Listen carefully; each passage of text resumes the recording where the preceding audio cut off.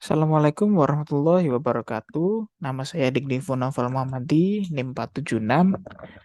Nah, di sini saya akan menjelaskan tugas satu yang diberikan oleh Pak Denar di kelas Telkomka.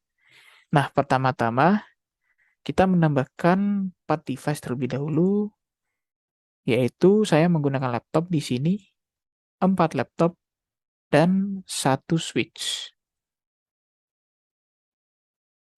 Nah, setelah menambahkan device-nya, lalu kita menyambungkan setiap laptop ke switch agar semua laptop saling terhubung. Nah, selain itu kita juga menambahkan atau mengkonfigurasikan IP-nya setiap PC agar bisa nanti untuk mengirim paket data atau bisa di-ping. Istilahnya dia itu terkoneksi lah. Nah, setelah itu lebih dahulu menambahkan IP di setiap laptop. Oke. Nah, setelah terkonfigurasi semua, kita menjelaskan poin satu dari soal tersebut. Nah, yang pertama yaitu ingress. Ingress itu adalah istilah yang digunakan untuk mendeskripsikan port yang menerima frame yang memasuki perangkat. Sedangkan egress digunakan untuk mendeskripsikan port yang digunakan frame untuk keluar dari perangkat. Nah, jadi gambarannya itu kalau kita mengirim data semisal dari laptop 0 ke laptop 1. Nah, data yang dikirim dari laptop 0 ini masuk ke port switch yang namanya ingress. Nah, ingress ini dia itu ya yang menerima paket data dari laptop 0, laptop si pengirimnya. Nah, sedangkan egress, egress ini dia port yang digunakan untuk meneruskan. Nah, meneruskan paket data yang telah dikirim dari paket dari laptop 0 tadi yang sudah masuk ke switch, dia diteruskan ke laptop tujuannya. Nah, laptop satu ini adalah laptop tujuannya, maka paket data dikirim ke laptop satu melalui port egress tadi. Nah, itu untuk yang poin pertama. Untuk yang poin kedua, nah ini adalah MAC address table. Jadi, MAC address table itu dia itu mencatat semua MAC address yang telah terhubung. Nah, ketika MAC address table ini belum ada atau kita belum mengirim paket data apa-apa, maka ya kosong karena tidak ada paket data yang masuk atau yang dikirim antar PC. Nah, setelah itu karena dia kosong, maka kita akan mengirim data. Nah, mengirim data ini kita masuk ke poin 3, proses ARP, yaitu Address Resolution Protocol.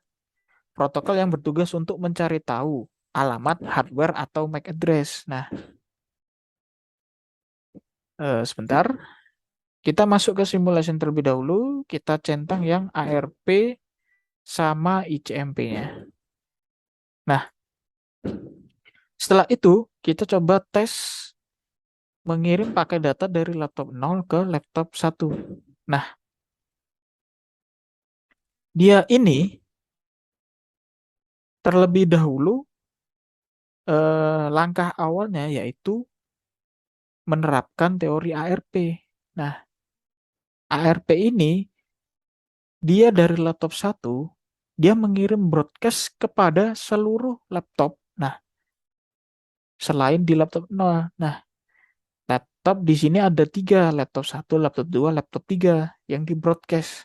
Nah, di sini terjadi pengecekan apakah laptop 1, laptop 2, dan laptop 3 itu eh, adalah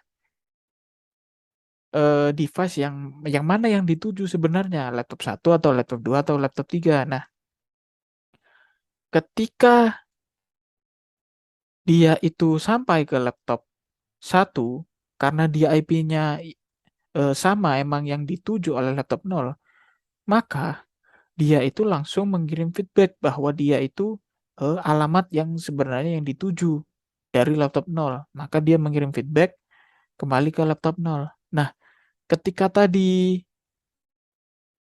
dia ketika dia masuk ke laptop 2 dan 3, kenapa dia disilang, ditolak paket datanya? Ya karena bukan alamat yang dituju.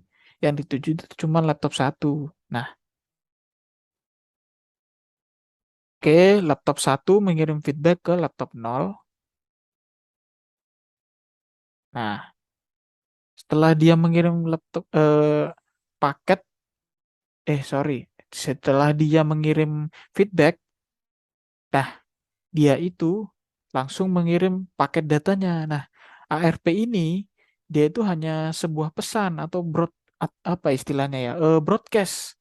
Dia itu mencari tahu alamat mana yang akan dituju. Dia hanya ingin mencari tahu alamatnya saja, bukan mengirim paket datanya. Nah, baru di sini setelah mengetahui alamatnya di mana dari laptop 0, nah masuk ke switch melalui port ingress, diteruskan ke laptop 1 melalui port egress. Nah, ketika paket data setelah diteruskan nyampai ke laptop 1 ini menerima dan mengirim feedback kepada laptop 0 bahwa paket datanya itu sudah diterima oleh laptop 1. Nah, kalau sudah begini, terlihat dari statusnya successful, maka paket data ini notifikasinya berhasil terkirim kepada laptop 1. Maka proses pengiriman paket datanya itu berhasil. Nah,